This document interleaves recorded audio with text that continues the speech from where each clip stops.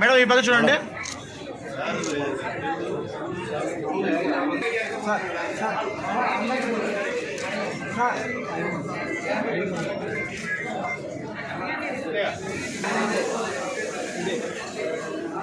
Madam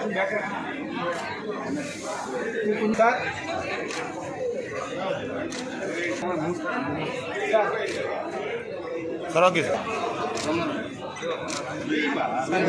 sir చూడండి sir అందరూ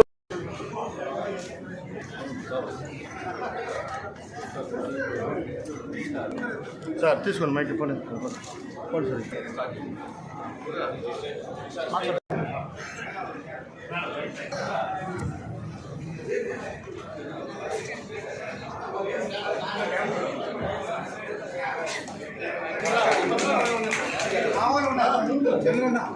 back రావాలి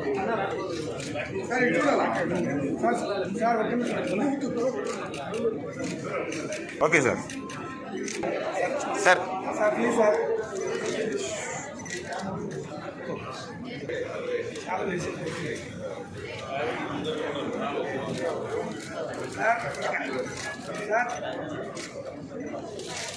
పెట్టి ఒక గ్రూప్ ఆఫ్ అడ్వకేట్స్ వైఎస్ఆర్ పార్టీకి బలం క్యాండిడేట్ విజయానంద రెడ్డి అన్న విషయంగా రావడం ఇదే మనం మొట్టమొదటి మీటింగ్ పెట్టి సపరేట్ గా ఒక గ్రూప్ ఫామ్ చేసింది లేదు.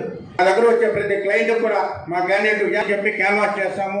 మేము అన్ని విధాలు మీకు అండగా ఉంటాము. మీరు కూడా ఎమ్మెల్యే అయిన తర్వాత మా యొక్క అడ్వకేట్ సొసైటీకి ప్రతి ఒక్క అడ్వకేట్ కూడా మొట్టమొదటిగా నా స్నేహితులు కొందరు న్యాయవాదులు స్వచ్ఛందంగా మేము ఈ సభ నిర్వహిస్తాము ఈ డేట్కు అని వస్తుందంటే సమన్వయం లేనప్పుడు సమస్యలు వస్తుంది.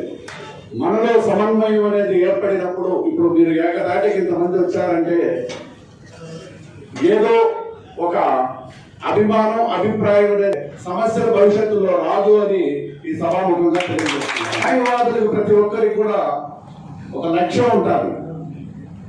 ఆ లక్ష్యానికి మంచి లక్షణాలు కూడా ఉంటుంది. తప్పు చేసినాడని తెలిసినా తన క్లయింట్ని కాపాడాలని ఎంతో తపన పడతారు. తప్పుని ఏదో విధంగా మనం మళ్ళా తప్పు చేయకుండా తనని ప్రవర్తన మారాలి అని ఆ క్లయింట్ని కాపాడాలని తపన ఉంటుంది.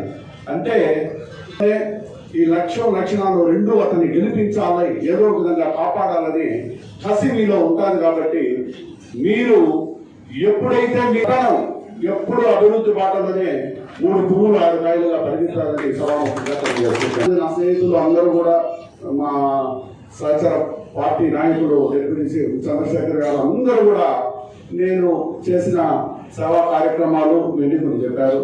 అంతకంటే గొప్పగా మా నాయకులు గౌరవనీయులు జగన్మోహన్ రెడ్డి గారు లా నేస్తామని ఈ దేశంలో ఎక్కడ ఏ ముఖ్యమంత్రి ప్రవేశపెట్టినట్టుగా జూనియర్ అడ్వకేట్స్ లా నేస్తామని మన చిత్తూరు నియోజకవర్గం అదే విధంగా కోర్టుకు కావాల్సిన ఫండ్స్ అవన్నీ కూడా ఇస్తున్నారు. అదే విధంగా కోర్టులో కూడా కాంపౌండ్ వాల్స్ అన్ని చాలా డ్యామేజ్ అయిపోయింది, అవన్నీ కూడా ముందుకు తీసుకెళ్ళాలి. అదే విధంగా మనం అందరం సమన్వయమై ఈ సేవ ఇప్పుడు ఈ సేవ చేసేది ఇవన్నీ తాత్కాలికం. ఏదో ఒక విధమైన ఒక మనిషిగా గుర్తింపు రావాలనే ఉద్దేశంతో చేసేది. గుర్తింపు రావాలంటే 2 రకాలు ఉంటుంది. ఒకటి గుణం ద్వారా గుర్తింపు వస్తుంది, లేదు గుణపం ద్వారా గుర్తింపు వస్తుంది. కొంత గుర్తింపు వచ్చింది కాబట్టి అభివృద్ధి ద్వారా మనం అందరం సమన్వయం కావాలి. కాబట్టి ఈ పట్టణానికి దాదాపు మనం అందరం చిన్నప్పటి నుంచి చిత్తూరు నగరాన్ని చూస్తూ ఉన్నాం. విధంగా ఉందో నాకు తెలిసి నా వయసు 55 సంవత్సరాలు, నా మెచ్యూరిటీ 15 సంవత్సరాల నుంచి బాగా తెలుసు అనుకుంటే 40 సంవత్సరాలుగా చిత్తూరు టౌన్ ఈ పొద్దుటికి కూడా ఎక్కడి గవర్నమెంట్ అక్కడే ఉంది, కానీ అభివృద్ధి అనేది ఆమడ దూరంలో ఉంది. మీరు చూస్తే ఉపాధి అవకాశాలు చూసుకుంటే మనకు మూతపడిపోయింది. 3 మూలల్లో ఉన్న ఫ్యాక్టరీలు 3 కూడా మూతపడిపోయింది. ఉపాధి అనేదే లేదు, ఉపాధి అవకాశమే లేదు. లేనప్పుడు చదువుకున్న పిల్లలు డిగ్రీనో ఇంటర్లో చదువుకుంటాడు, ఏం చేస్తాడు, ఏం చేయడు, ఏ పిట్ ప్యాకెటర్ గానో గంజా తాగడమో ఇంకా చెడు అలవాటు బానిస అవుతాడు తప్పితే ఉద్యోగ అవకాశాలు లేనప్పుడు ఆ ఊరు కూడా అభివృద్ధి చెందదు. దీంట్లో భాగంగా ఈరోజు ఈ పొల్యూట్ అయిపోయిన ఊరిని ప్రక్షాళన చేసి సక్రమమైన మార్గంలో వక్రం తిరగకుండా సక్రంగా పోవాలంటే న్యాయవాదుల యొక్క న్యాయ వ్యవస్థని దీని మీద దృష్టి పెట్టారంటే ఖచ్చితంగా ఈ ఊరు అభివృద్ధి చెందుతుందని సభాముఖంగా తెలియజేస్తున్నాం. మనం గమనించామంటే పాతకాలం 12 అడుగుల రోడ్లు ఉండాలి. ఇప్పటికి కూడా చాలా జాగాల్లో అక్కడ సైకిల్ తప్పితే మోటార్ సైకిల్ తప్పితే కార్లు కూడా పోవు.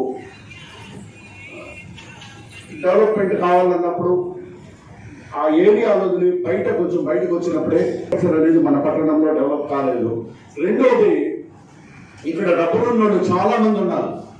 ఆర్య వయసులు కావచ్చు, వ్యాపారవేత్తలు చాలా మంది దగ్గర డబ్బులు ఉంది. కానీ మన ఊర్లో ఆ డబ్బెత్తి పెట్టే ధైర్యం లేదు. పెళ్ళూరులో చక్కగా ఒప్పుకుంటూ పెట్టే ధైర్యం ఉంది. కారణం ఏమంటే నేను దాని గురించి ప్రత్యేకంగా చెప్పనవసరం లేదు. గత పాలకులు చేసిన పాపాలు కావచ్చు, ఏదైనా కావచ్చు, మన ఊర్లో పెట్టుబడి మనం ధైర్యంగా పెట్టి చేసే ధైర్యం లేకనే ఈ ఊరు మనుగడ రోజు రోజుకు దిగజారిపోయిందని ఈ సభాముఖంగా తెలియజేసుకుంటాం.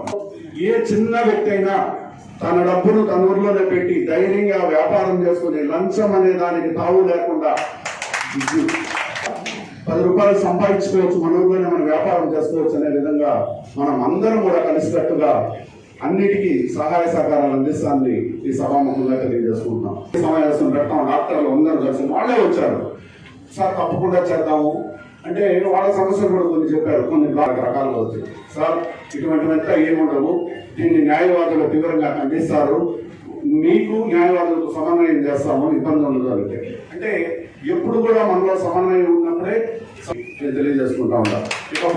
ఇక బస్ ఇందాక నా ఫ్రెండ్ జయకుమార్ చెప్పారు, బస్సు దిగితే నైట్ లో కాపలా ఉండి తీసుకెళ్లే వాళ్ళు ఆడవాళ్ళు ఎవరైనా బస్సు దిగితే అంటే త్రూఅవుట్ ఆంధ్రప్రదేశ్ లోనే పెద్ద సాఫ్ట్వేర్ కంపెనీ అక్కడికి ఇన్వెస్టర్ తీసుకొచ్చి నేను పెట్టించాను. ఎందుకంటే అతనితో తిరిగాడు పెట్టాలని, కానీ ఎవరి మీద తనకి నమ్మకం లేదు. నేను అతను ఒక 1 hour కాంటాక్ట్ అయ్యాడు నాతో. నేను అతను ఇద్దరు కూర్చొని మాట్లాడు